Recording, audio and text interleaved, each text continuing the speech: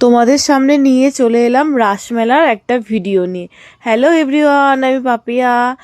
আমার পেজে তোমাদের সবাইকে অনেক অনেক স্বাগত। তোমাদেরকে আবারও জানাচ্ছি অনেক অনেক থ্যাংক ইউ। তোমরা আমার একটা ভিডিওতে এতটা পরিমাণে ভালোবাসা দিয়েছো, তাই ভাবলাম তোমাদের সাথে আজকে রাসমেলার ভিডিওটা শেয়ার করি।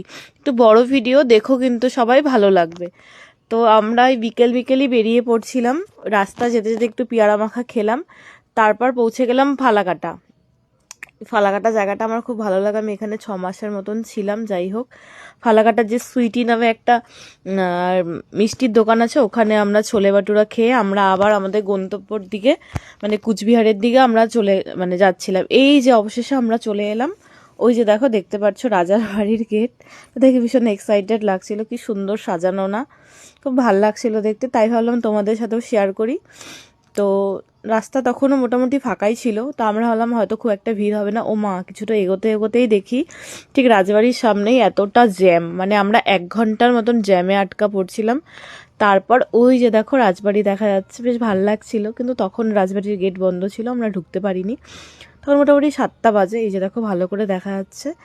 এবার অবশেষে আমাদের মেলা যাওয়ার পালা। তো আমরা কাছেই একটা রিলেটিভের বাড়ির সামনে গাড়িটা পার্কিং করে আমরা মেলাতে যাচ্ছিলাম।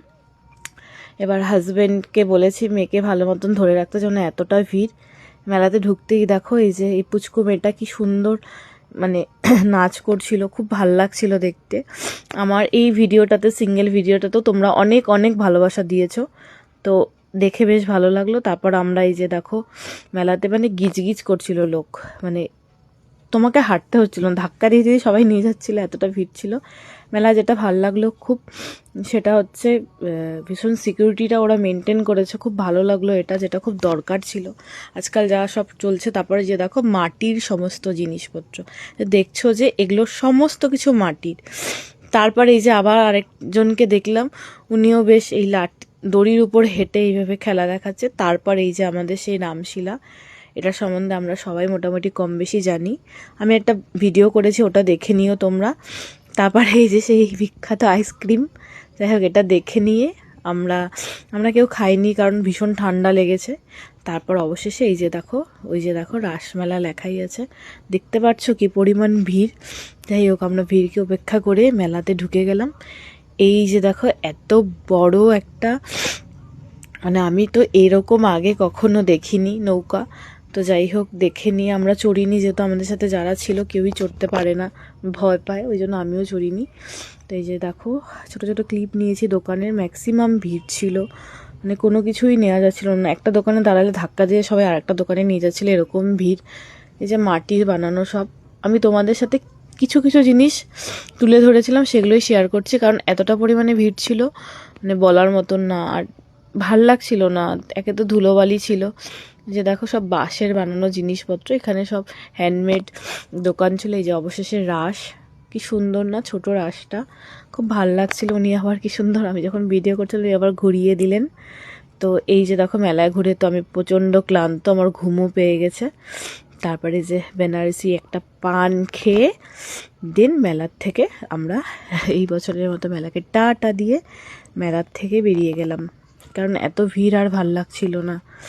এবার মেলা থেকে বেরোলেই তো হবে না, তখন অলমোস্ট প্রায় 12টা বেজে গেছে। এবার খিদে পেয়ে গেছে, খেতে তো হবে। ও আমাকে এই হামল দিস্তাটা আমার প্রিয় দিদি মান্তুদি দিয়েছে আমার নতুন সংসারের জন্য। থ্যাংক ইউ সো মাচ মান্তুদি, এত সুন্দর একটা গিফট দেওয়ার জন্য আমাকে। আর তারপর আমি একটা ওই কাঠের চিরুনি নিয়ে নিলাম, এটা যাওয়ার পথেই।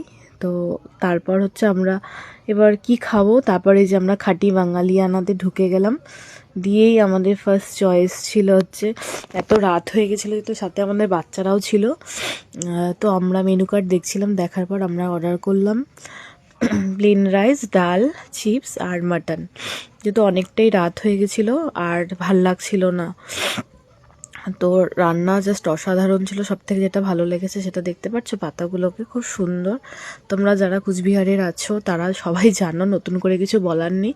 কিন্তু এখনও মেলা অনেক দিন আছে, যারা যাবে মেলাতে তো তারা এই রেস্টুরেন্টটাতে খেতে পারো। অবশেষে দেখো আমরা বেরিয়ে পড়লাম গাড়ি নিয়ে, তখন মোটামুটি প্রায় 12:30টার মতন বাজে।